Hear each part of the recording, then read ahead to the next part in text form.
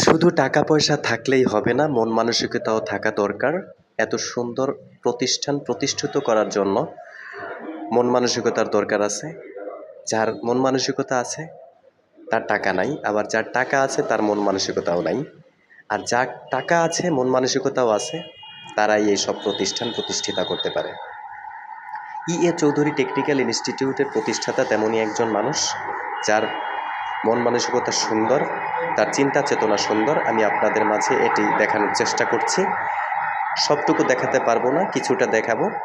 আমি গেট দিয়ে ঢুকছি, দেখাচ্ছি আপনাদের এই ইনস্টিটিউটটি। এখানে অলরেডি পাঠদান শুরু হয়ে গিয়েছে, কয়েকটি কোর্স চালু হয়েছে। অবশ্যই খুব ভালো হবে এদের কার্যক্রম।